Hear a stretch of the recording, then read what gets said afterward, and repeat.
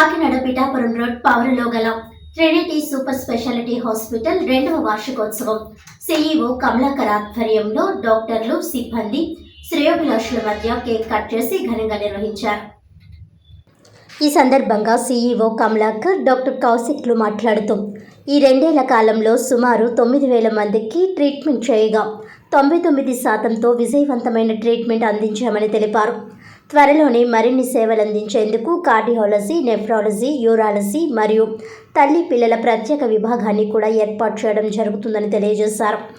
ఇప్పటికే మా హాస్పిటల్లో oncology, surgical oncology, medical oncology, radiation oncology, యాక్సిడెంట్లు మరియు జ్వరం సంబంధించిన వ్యాధులకు ట్రీట్మెంట్లు ఇవ్వడం జరుగుతుందని తెలిపారు. ఆరోగ్యశ్రీతో పేదవారికి కూడా కార్పొరేట్ స్థాయి వైద్యం ఇచ్చేందుకు హాస్పిటల్ ముందుంటుందని తెలిపారు. ఈ కార్యక్రమంలో doctor Mohan Vijay, doctor Bharat, doctor Raja, doctor Balu, doctor Murali, doctor Rammurthy, doctor Maharaja, doctor Anant, doctor Mounika, doctor Ajay, hospital సిబ్బంది తదితరులు పాల్గొన్నారు.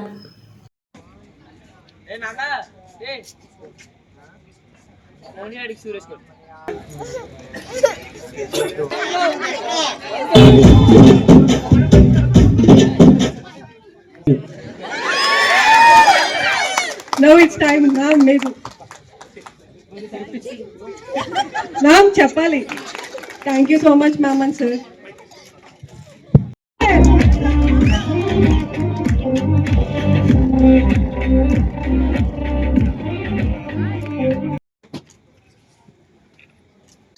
Improvement for our second year.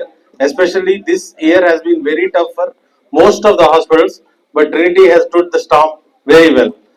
Thanks all for all the support, especially all the people who have worked, and this beautiful cooperative work should go on for a long time. Alage, I am very happy to say that Trinity will be expanding this year, and maybe we will not be celebrating our next anniversary here. Maybe we will be a little higher up, maybe 2 floors higher up, and 4. If I say maybe this place won't be enough to fit all the employees. That's what I'm able to think about it. So we may be adding around 8 to 10 departments more and serve the people better. One of next Feb 14th ki maybe our family will be a bigger family, a better family. A small gesture manaki ee year statistics chuste our mortality ante percentage of death was less than 1%.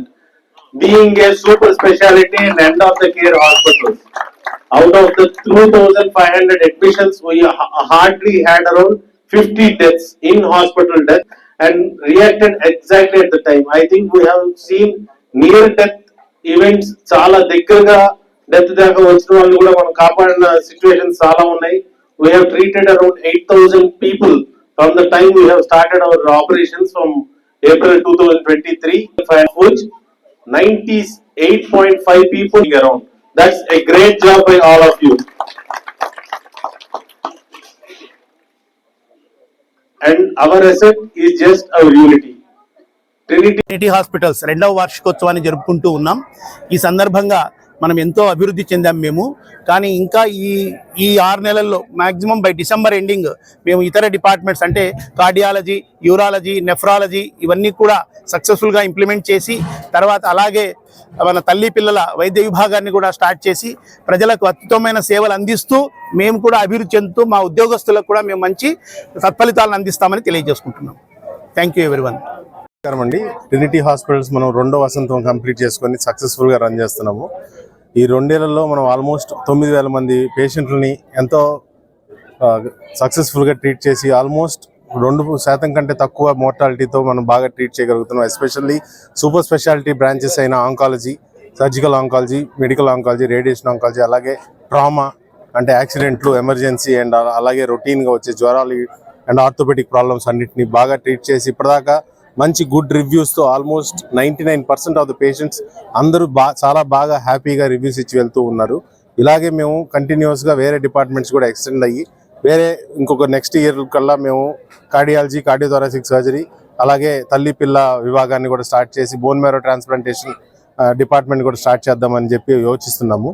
అది maybe next year కల్లా మనం complete చేసి సక్సెస్ఫుల్గా ముందుకెళ్దామని తెలియజేయడానికి ఎంతో సంతోషిస్తున్నాను.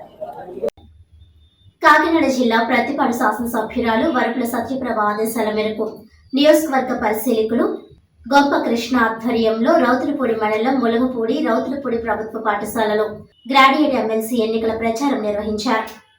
ఈ సందర్భంగా గొంప కృష్ణ మాట్లాడుతూ ఎమ్మెల్సీ అభ్యర్థి పేరాభక్తుల రాజశేఖరానికి మొదటి ప్రాధాన్యత ఓటు వేసి గెలిపించాలని ఓటర్లను కోరారు. ఉపాధ్యాయులకు ఎన్డీఏ కూటమి ప్రభుత్వంలో సమయానికి జీతాలు ఇస్తున్నామని, అలాగే ఉపాధ్యాయులకు తగిన గౌరవం, గుర్తింపు ఎన్డీఏ కూటమి ప్రభుత్వంలోనే లభిస్తుందని కృష్ణ అన్నారు. కావున ఉపాధ్యాయులందరూ ఎన్డీఏ కూటమి తరపున పోటీ చేయుచున్న పేరాభక్తుల రాజశేఖరానికి మొదటి ప్రాధాన్యత ఓటు వేసి గెలిపించాలని కోరారు. ఈ కార్యక్రమంలో ఎన్డీఏ కూటమి శ్రేణులు పెద్ద సంఖ్యలో పాల్గొన్నారు.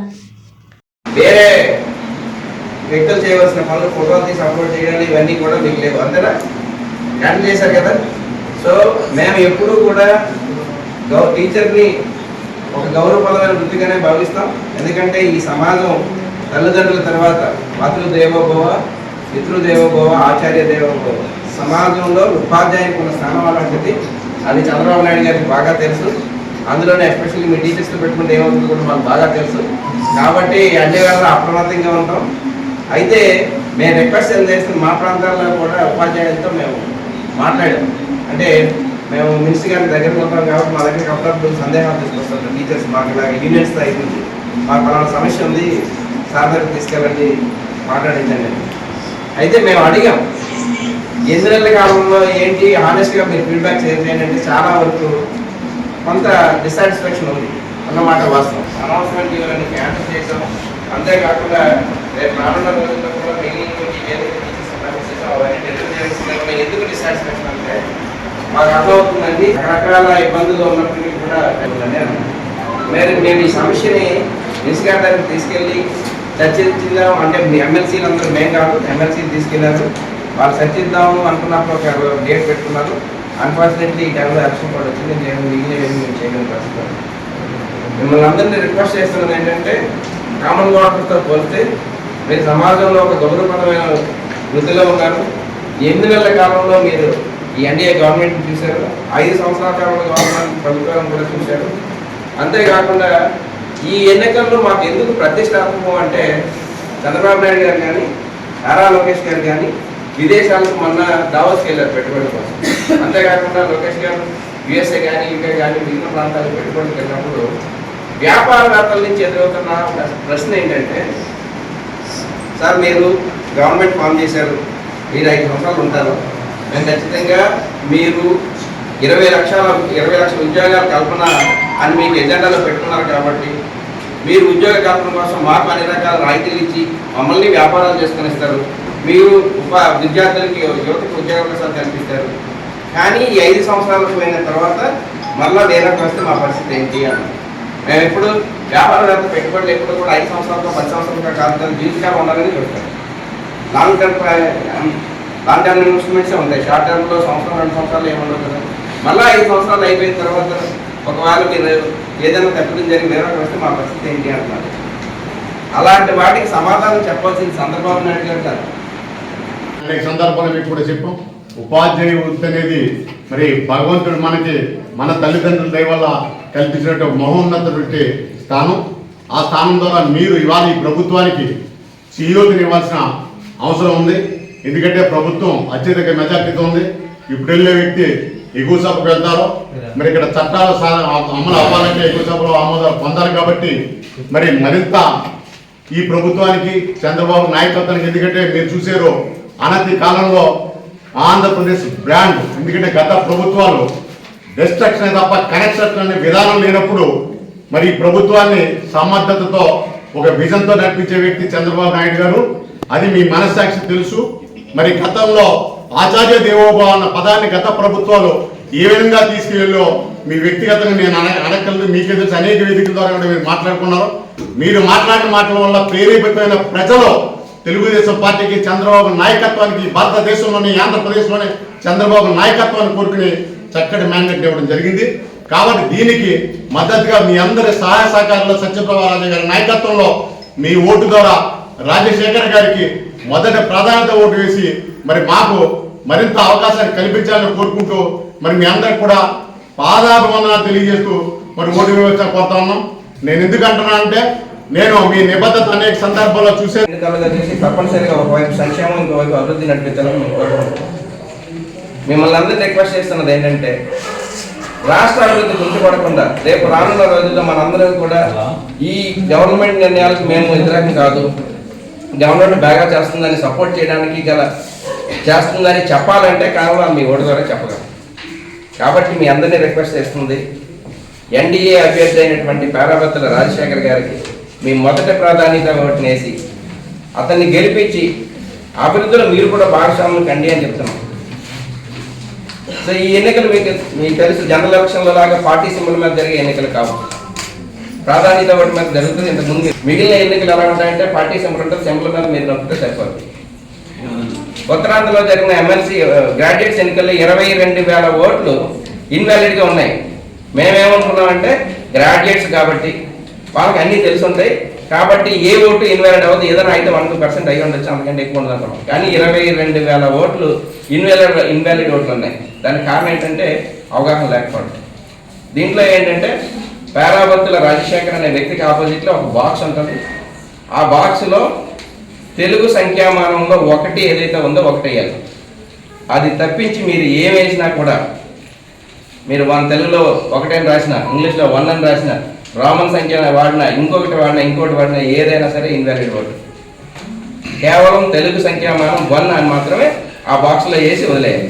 ఇంకా మీకు వేరే ప్రయారిటీస్ ఉంటే 2-3 ప్రయారిటీస్ వేయచ్చు. సో మిమ్మల్ని అందరినీ మేము రిక్వెస్ట్ చేస్తున్నది ఏంటంటే మాకు 8 రాష్ట్రానికి పెట్టుబడుల కోసం కొంత టైం వెచ్చించడం జరిగింది. 34 ప్రాజెక్టులు వచ్చాయి, మేజర్ ప్రాజెక్ట్స్. 6,50,000 కోట్ల పెట్టుబడులకి పెట్టడానికి ముందుకు అగ్రిమెంట్స్ అయ్యాయి. 4.5 లక్షల కోట్ల ఉపాధి అవకాశాలు కల్పించడానికి మన పక్కనే ఉన్నటువంటి నక్కపల్లి ప్రాంతంలో